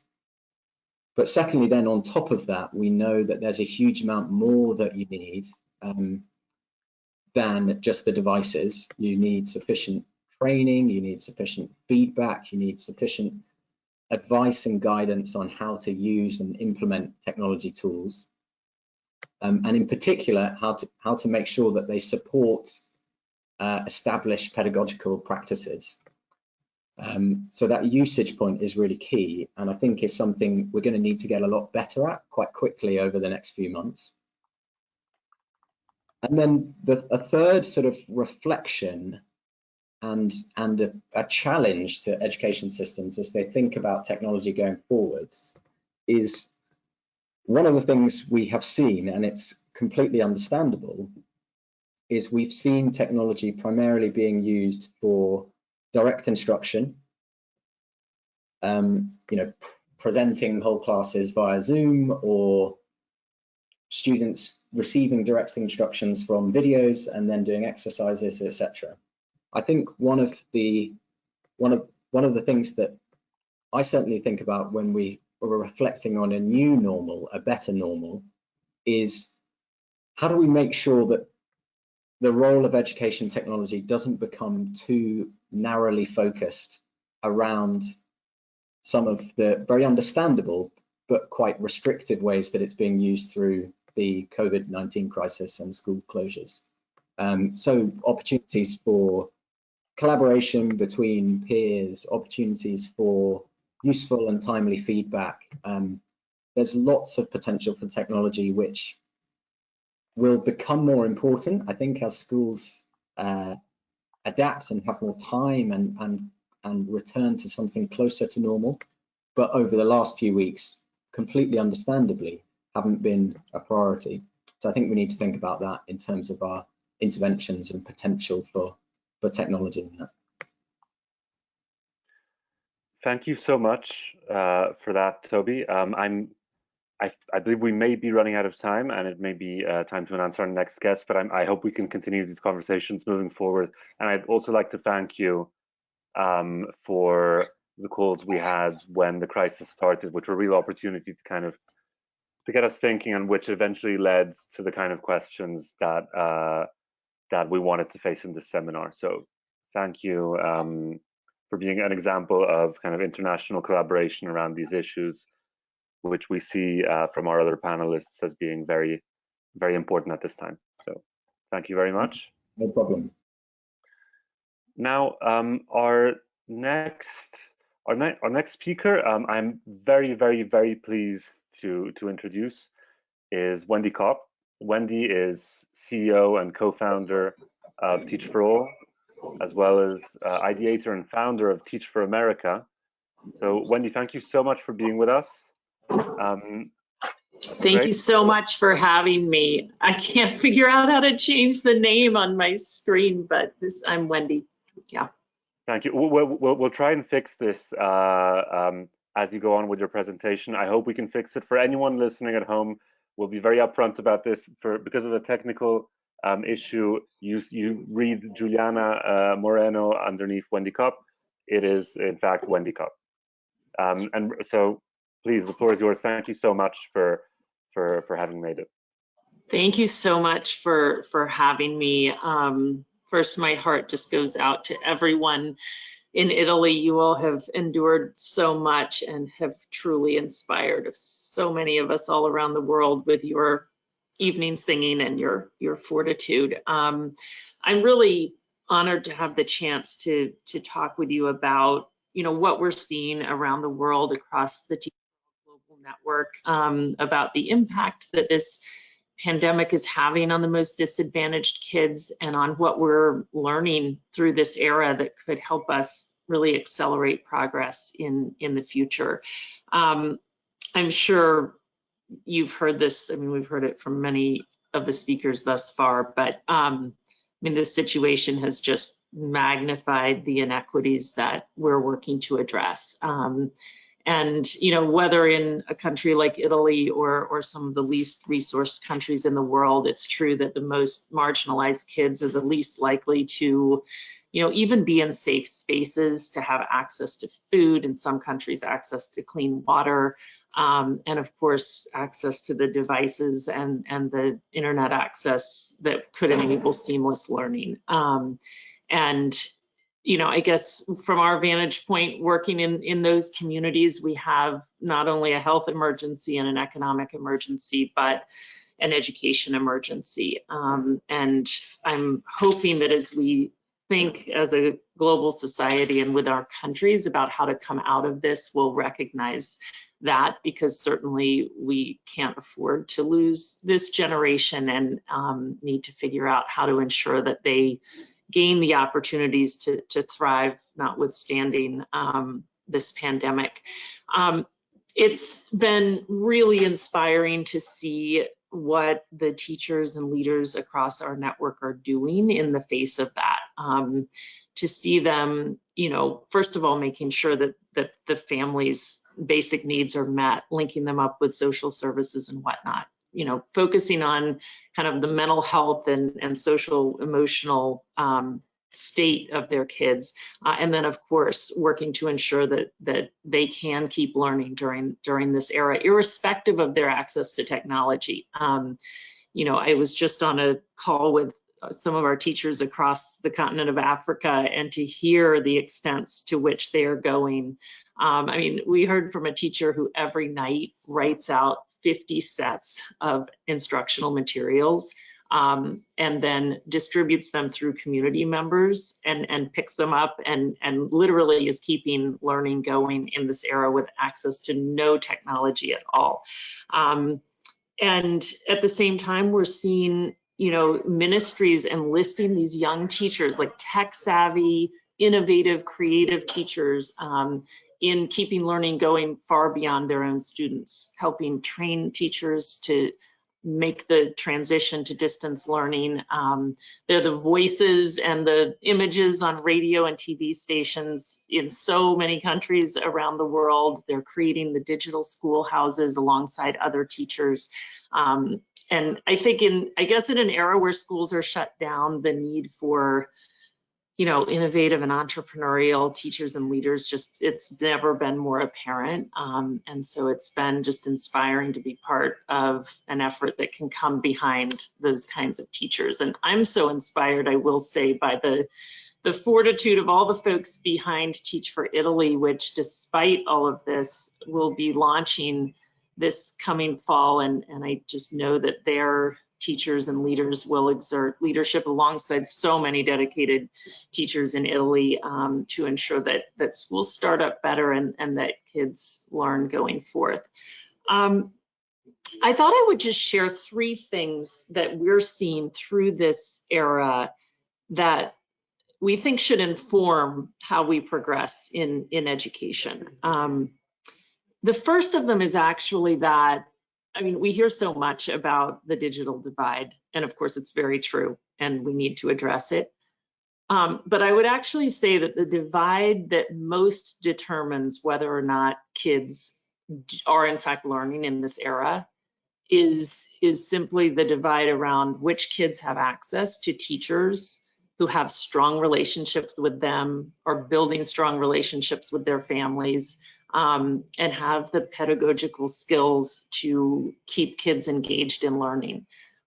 This is true in the highest tech environments. I mean, you know, whether teachers can keep their kids inspired, can ensure that each and every one of them is signing online when they should, can build a sense of community among students through technology, even when they're not in person, can facilitate learning, can ensure that the kids are practicing and provide individual attention. I mean, those are the things that are ensuring that kids, even in the highest technology, most rich environments, are learning. And then what we've also seen is that even in the lowest tech situations, with teachers who know their students and are deeply dedicated to them, their kids are completely learning. So I think if anything, I hope we'll come out of this all the more determined around the importance of developing strong teachers and educational leaders. So that's my first thought. My second is that, I'm honestly optimistic that we will come out of this further along in the kind of effort to reimagine education, in a couple of regards. First of all, as we think about what outcomes we're working towards for students, I mean, there have been so many discussions in so many quarters now for years about the need to step back and reconsider a very narrow focus on academic skills, which are one piece of the equation and are important, but we know that our students need to be developing much more holistically. And I think the uncertainty of the world has never been clearer. It's so clear that we need to foster our students' agency and kind of independence and self-efficacy and so many of the other very important social emotional skills if we're going to prepare them to be able to navigate a changing world and solve increasingly complex problems. And at the same time, what teachers are seeing and what parents are seeing is that a student's sense of agency, the degree to which they own their own learning, their sense of their growth mindset, those are the things that are differentiating whether kids are making the most of this time or not. And so hopefully as we come back, we'll still be thinking and pausing to ask the question, what are the holistic set of outcomes we need to be working towards? The other thing I think we've seen is a real, I mean, it's interesting, like teachers, step out of the box that we have them in schools and start doing what's actually important to make sure their kids are progressing. The teacher I mentioned earlier in Uganda, who writes out the instructional materials every night, said that he is absolutely confident that his kids will come back further along than they were when they were sitting all in one room, 50 kids. He said, I'm meeting them where they are. I've realized gaps I did not realize they had. He's changing the materials for each kid. I just watched a video from a teacher from Teach for Pakistan who said, my classroom will never be the same. I have 130 girls and finally I'm meeting their individual needs. She's doing it all through WhatsApp. And she said, when we come back, we'll continue to use these pretty rudimentary technology tools to keep kids learning through differentiated instruction. So that's the second thing I would say. Let us not come back the way we were. I think this moment of pause is a perfect moment to step back, all of us as educators, and ask the questions, what are we aiming for kids? And what will we need to do differently in order to accelerate progress towards those objectives? And the third thing we've seen is just, the power of networks of educators learning from each other across borders. There's probably never been a time that we've seen when the teachers and educators across our network have felt more urgently about learning from each other across borders. It's just so clear that they're facing very similar challenges, and the issues are so urgent that they want solutions now. And so we've seen these incredible communities pop up. We have, thousands of teachers in Teaching Without Internet WhatsApp groups sharing strategies, materials, solutions. We have a whole community of people who are the voices on the radio stations around the world who are sharing strategies about how to make those radio lesson programming more effective. We have education policy folks, like the alumni of these organizations who are working in ministries around the world, convening to talk about how to balance the risk to adults with the risk to kids, how to make sure that we're reopening schools and doing so in a safe way. And you know, what we've seen is that we really are making more progress because of those global communities. You know, whole countries have radio programming for kids that didn't exist before because of what these teachers learned from teachers in other countries who were using that strategy, as just one example. So I hope that we'll come out of this being able to leverage those bonds and the networks that have already joined, and I hope we'll propagate them to involve many more educators around the world, because it's so clear that pulling ourselves up from our kind of local circumstances and exposing ourselves to what's possible and what's happening in other parts of the world can just leapfrog us forward. So those are my my main thoughts, I guess, on this topic. Thank you so much, Wendy, for that. I just wanted to say before I go ahead with questions we're getting from home, that we're getting messages from head teachers in Turin saying lots of ciaos and ciaos because they'll be participating in Teach for Italy starting September, or I take it that they've been in contact with Teach for Italy. So I just wanted to let those ciaos get to you. Wonderful, so great to hear. The second question is, so there's this idea of, which has come up a lot in today's conversations from, I'd say, from Qatar and from the UK and from Italy, about this crisis kind of, in a way, and it's bad to put it in these words, but maybe representing an opportunity for us to collectively think about a new normal. And you seem to be suggesting this too, talking about how a more kind of holistic education or more distributed leadership or a stronger focus on relationships or on growth mindset can be part of this new normal. And just because of what Teach for All does, I kind of also want to ask you, how can we make sure that no one's left behind from the new normal, that the new normal is a fairer normal than the old normal? Yeah.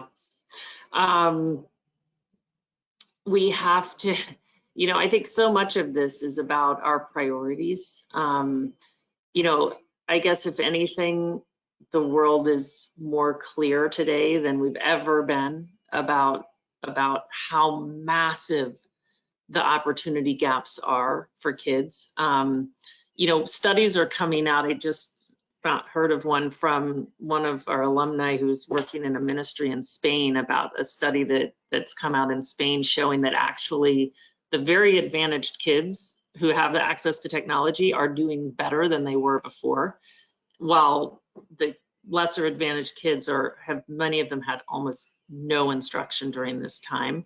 And I think we just have to, it really is a matter of commitment, and where will we put our resources? Will we close the digital divide? Will we ensure that, you know, the most qualified teachers are teaching the least advantaged kids?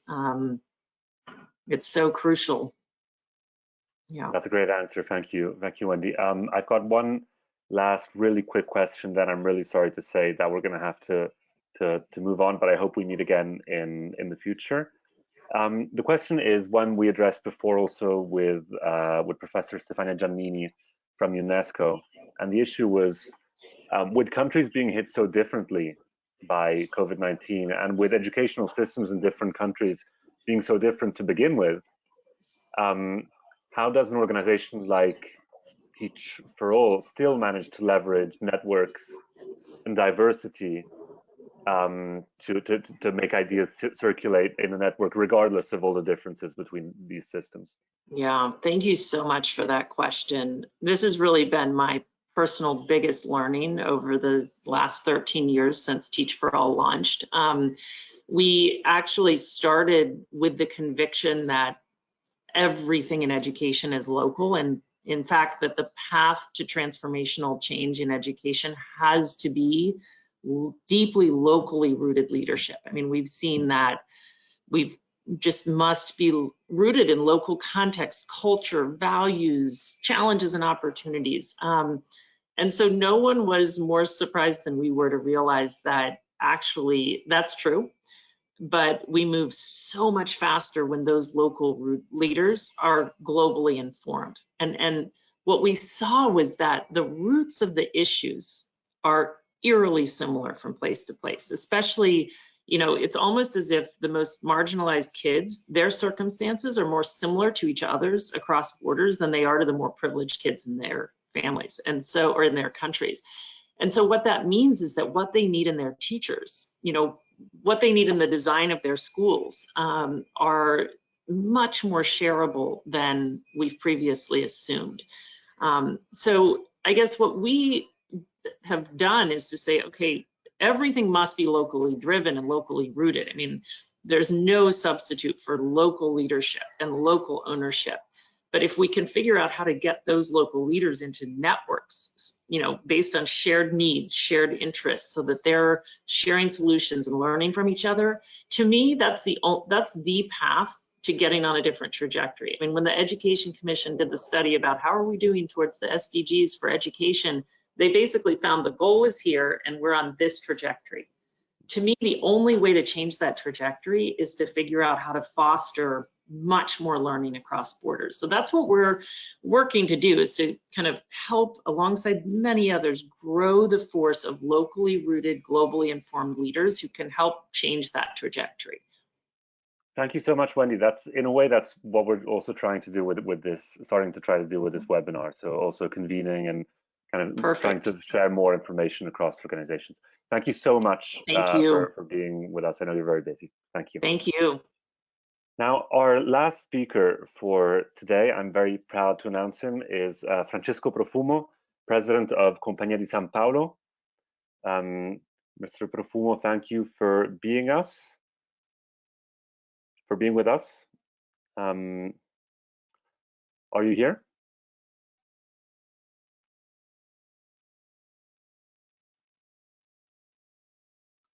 Hello, Mr. Profumo. Welcome. We can't hear you yet. Not yet. Okay. Yes, we can. We can now. Great.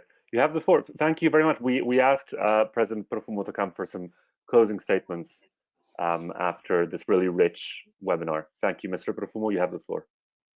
Yeah. Thank you. First of all, thank you for the invitation, and I'm very pleased to be here tonight because I learned a lot from the 6 speakers before me. You know, it's very difficult to be the last of this group of people, but what I want to do is just to give some, I can say, guideline for what I think for the future of the education. First of all, before the crisis, in most of the country around the world, we had what I like to call an industrial model of education. In the sense that if we look back, there is a tight relation between the revolution, the industrial revolution, where we are, or where we were, and the school model. Let me try to be more clear. We have most of our school, not all, where the classroom is the closed space where the students are.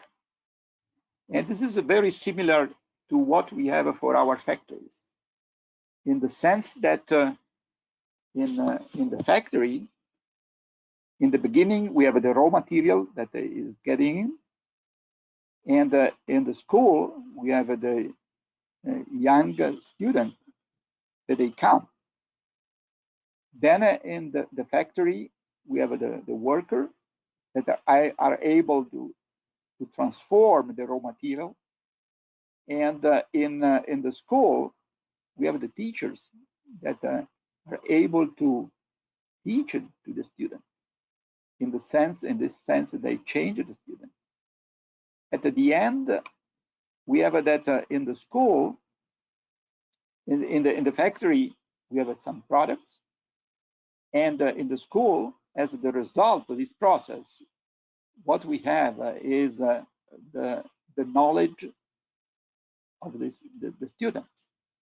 And there is this kind of a similarity that was for a long time. And in the meantime, we had some transformation of an analogous system of teaching in a digital system of teaching, but keeping mainly the same process. And this is where we were at the beginning of the crisis. With the crisis, something really happened, in the sense that in some way we can say that the equation for the space and for the time was in some way canceled, in the sense that with the school closed, was necessary to keep in some way alive the relation between the school itself and the students. But the students were at home, they could not go to the school. Then we started with we can say, just a distributed system, not anymore one industrial model, closed model, in the sense that was possible to teach to the students not only in the school, in the building of the school, but also at home. And in the meantime, we started to understand more and more that education is not only for the education, but it is also a system that really involves many different activities in the society. Think about the possibility to have the connectivity at home, and also to use the internet or to use a platform like we are using. At that time, for a long time, we were thinking to have this fiber optics connection mainly for education. But with the crisis, we started to understand that when you have the connectivity could be used by the students, but also for the parents. And the parents, they can start to work in a smarter working system. And then, for example, for the grandparents, it was possible to start to have a different social life. You know, there is really an integration between the education system and some of the society different interaction. In the meantime, we understood that the classical model of the school, where we have a teacher in the desk, at the desk, and we have the students in the other side of the desk. And most of the flow of knowledge was from the teacher to the student. But with the crisis, using internet, we understood that it was possible to have a much more relation between the students. This means the peers themselves.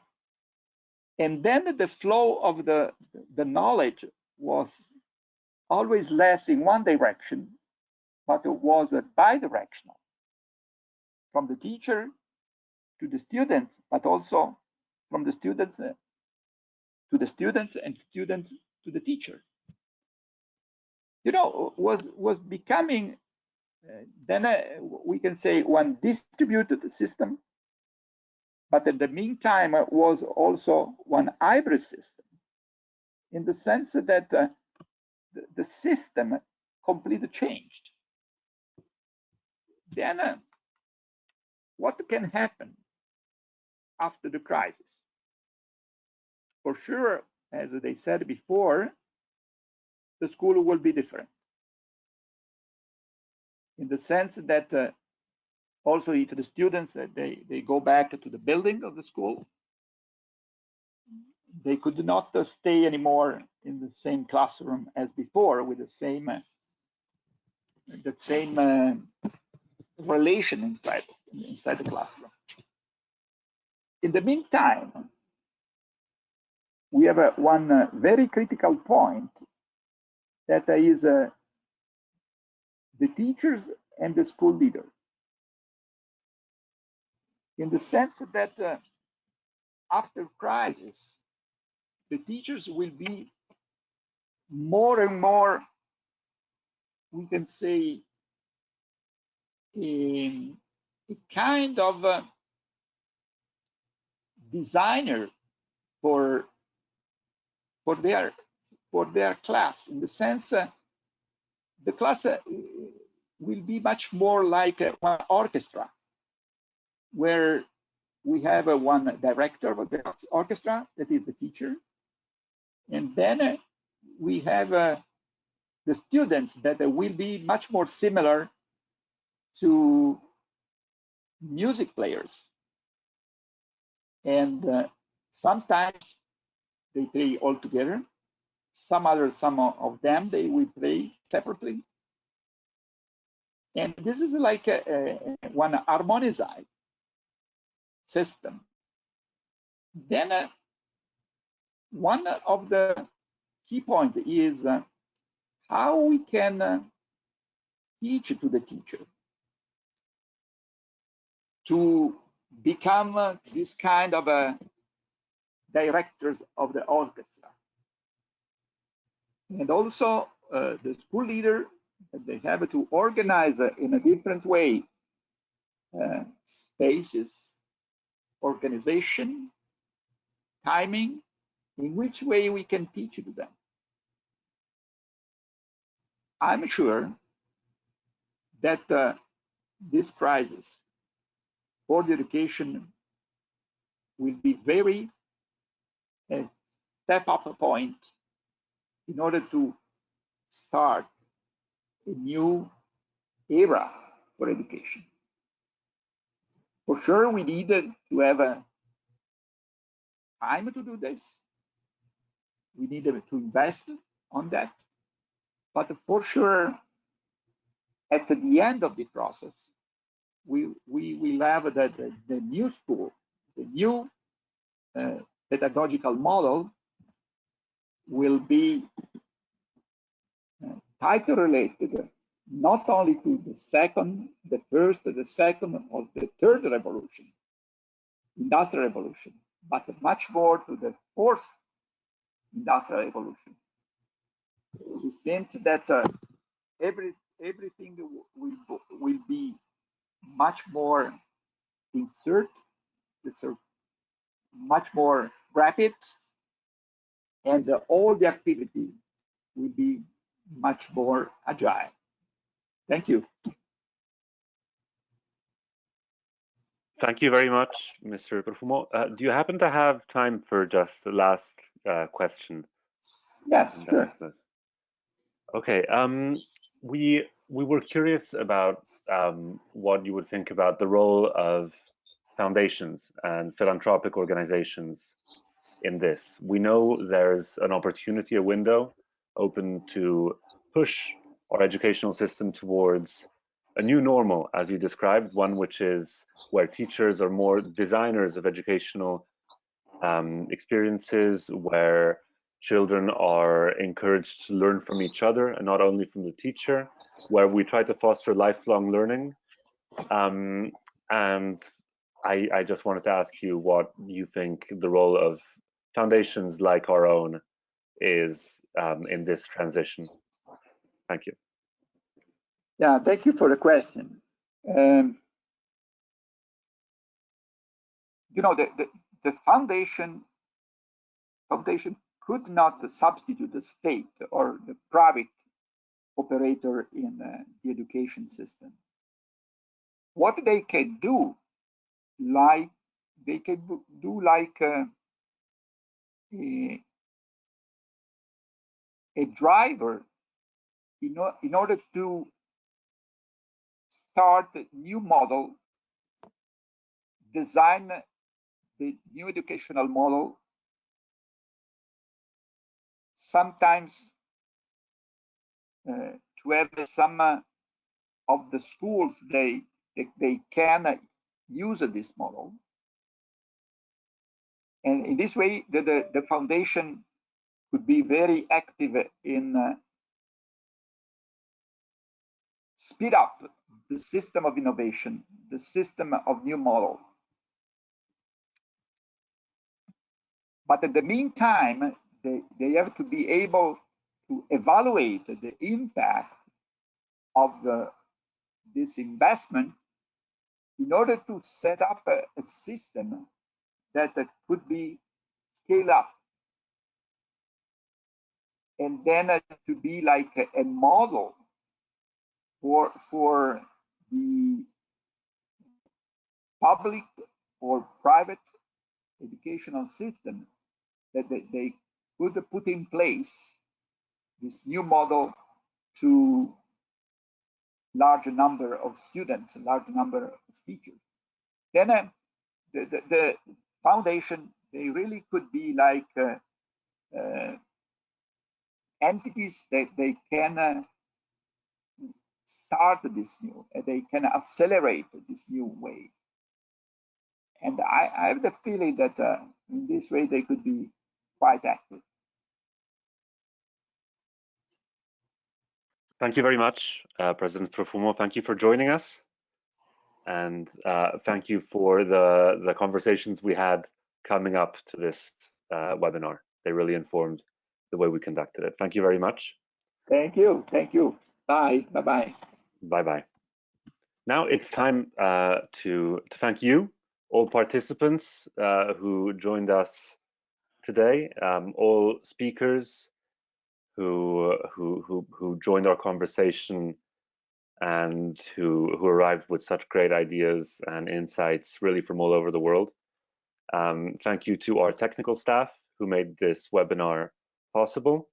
And please, if you would like to keep in touch with us and to stay updated on our work at Riconnessioni, follow Riconnessioni on Facebook and keep an eye on our website, www.riconnessioni, which is RICONNESSIONI.IT. Again, www.RICONNESSIONI.IT. And we look forward to meeting again in the future. Thank you so much.